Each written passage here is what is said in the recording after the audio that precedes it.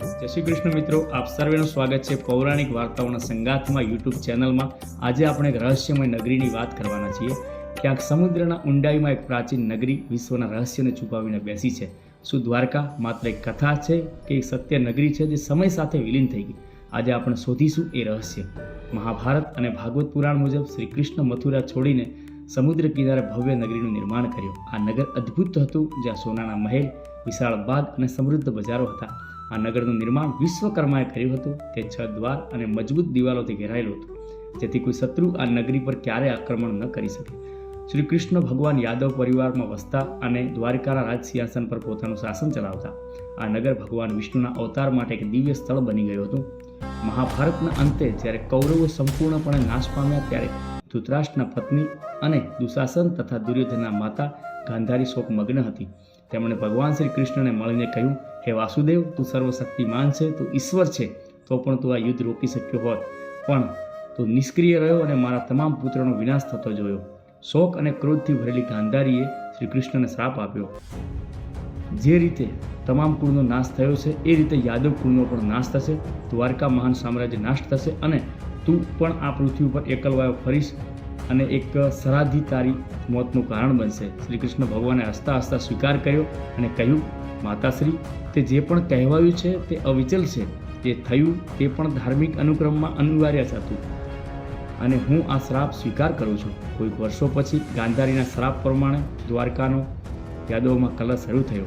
તે એકબીજા સામે લડી પડ્યા અને આખરે યાદવ વંશનો વિનાશ પામ્યો. જ્યારે શ્રાપ પૂર્ણ થવા લાગ્યો, ત્યારે શ્રી કૃષ્ણ ભગવાનને ખ્યાલ આવ્યો કે અવતારનું કાર્ય પૂર્ણ થયું છે. તેથી એકલા જંગલમાં ધ્યાનસ્થ થઈ ગયા. જરા નામના એક વ્યાધે તેઓને હરણ સમજીને તીર સાધ્યું. તે તીર એક લોખંડના ટુકડામાં બનાવવામાં આવ્યું હતું, જે શ્રાપ રૂપે સાંભના ગર્ભમાં જન્મેલું હતું.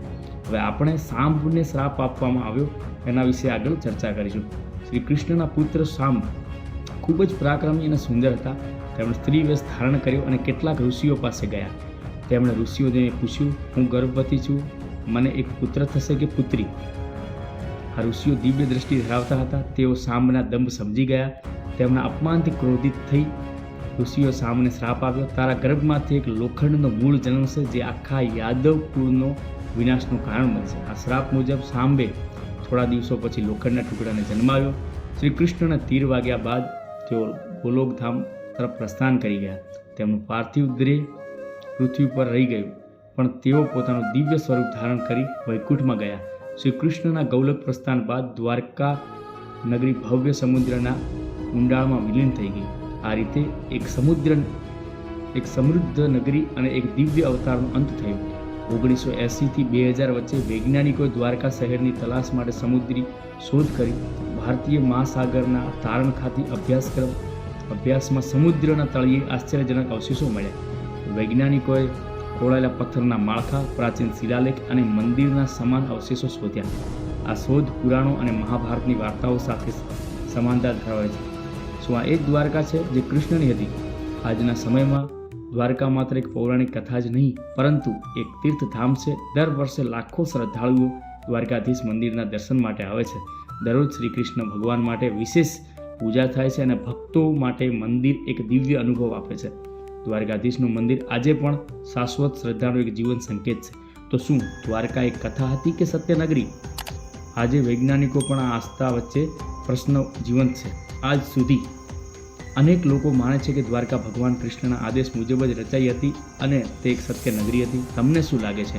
નીચે કોમેન્ટમાં જરૂરથી જણાવજો અને અમારી ચેનલને સબસ્ક્રાઈબ કરવાનું ભૂલતા નહીં. આવી જ રસપ્રદ કહાનીઓ માટે અમારી ચેનલને સબસ્ક્રાઈબ કરો.